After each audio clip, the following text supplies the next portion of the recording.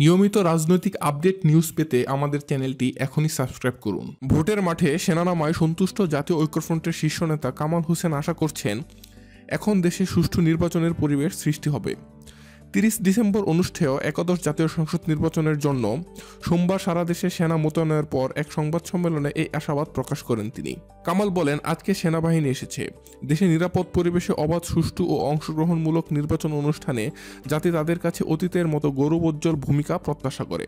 সারা দেশে নির্বাচনের পরিবেশ সৃষ্টির কঠিন দায়িত্ব সেনাবাহিনীর উপর ন্যস্ত। আমরা আশা প্রকাশ করছি যে এই মুহূর্তে দেশবাসীর পাশে থাকবে দেশপ্রেমিক সেনাবাহিনী। অতীতে তারা যেভাবে একটি নিরপেক্ষ ও কার্যকর ভূমিকা রেখেছে, সেই ঐতিহ্যকে তারা ধরে রাখবে। বিএনপিকে সঙ্গী নিয়ে জাতীয় ঐক্যফ্রন্ট গড়ে ক্ষমতাসীন আওয়ামী লীগের বিপক্ষে ভোটের লড়াইয়ে নামা কামাল আরও আগে সেনা মোতায়েনের দাবি জানিয়ে আসছিলেন। সেই সঙ্গে তাদের বিচারিক ক্ষমতা দেওয়ার দাবিও জানিয়েছিলেন। তফসিল ঘোষণার পরও পুলিশের বিরুদ্ধে গ্রেফতার হয়রানির অভিযোগ করে আসছিলেন বিএনপি ও জাতীয় ঐক্যফ্রন্টের নেতারা। তারা আশা করছিলেন সেনাবাহিনী নামলে অবস্থার পরিবর্তন ঘটবে। সোমবারও বিভিন্ন স্থানে সহিংসতার বিষয়টি তুলে ধরা হলে কামাল বলেন, এখনও কিছু ঘটনা ঘটছে, এটা একদমই অপ্রত্যাশিত। সেনাবাহিনীর একটা অতীতে ইতিহাস আছে। আমরা আশা করি তারা নিরপেক্ষতা নিশ্চিত করার ব্যাপারে ভূমিকা রেখেছে। সংবাদ সম্মেলনে উপস্থিত ছিলেন বিএনপি মহাসচিব মির্জা ফখরুল ইসলাম আলমগীর। তিনি দিনাজপুর, ঠাকুরগাঁও, পঞ্চগড় সহ উত্তরাঞ্চলে দুদিন প্রচার চালিয়ে সোমবারই ঢাকায় ফেরেন।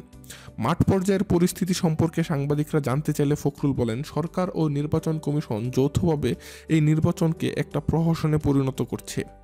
মানুষ চিন্তাই করতে পারে না যে এই ধরনের একটা নির্বাচন হতে পারে। সেই দিকে তারা নির্বাচনকে নিয়ে গেছে, নির্বাচনকে একটা তামাশায় পরিণত করেছে। সংবাদ সম্মেলনে কামালের লিখিত বক্তব্য পড়ে শোনান নাগরিক ঐক্যের আহ্বায়ক মাহমুদুর রহমান মান্না। এতে বলা হয়, নির্বাচনের মাঠে একতরফা সশস্ত্র হামলার বিষয়ে নির্বাচন কমিশনে অভিযোগের পাহাড় জমলেও কার্যকর উদ্যোগের অভাবে পরিস্থিতির কাঙ্ক্ষিত উন্নতি ঘটেনি। নির্বাচন কমিশন কোনো মতেই অবাধ ও সুষ্ঠু নির্বাচনের পরিবেশ সৃষ্টির অন্তরায় হিসেবে চলমান নৈরাজ্যকর পরিস্থিতির দায় এড়াতে পারে না। সব রকমের সাংবিধানিক সুযোগ ও ক্ষমতা থাকা সত্ত্বেও তারা কেন সক্ষম হচ্ছে না, সে প্রশ্ন তারা করছে সচেতন দেশবাসীকে। তফসিল ঘোষণার পর থেকে এই পর্যন্ত জাতীয় ঐক্যফ্রন্টের প্রায় 7,000 নেতাকর্মীকে গ্রেফতার করা হয়েছে বলে সংবাদ সম্মেলনে অভিযোগ করা হয়।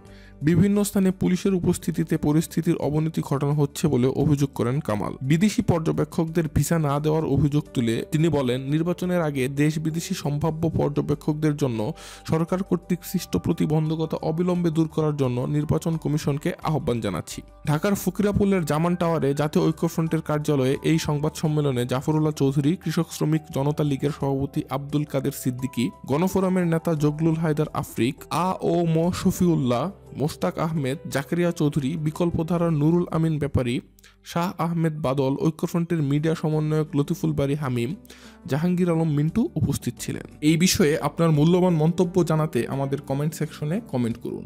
ভিডিওটি ভালো লাগলে লাইক দিন আর শেয়ার করুন।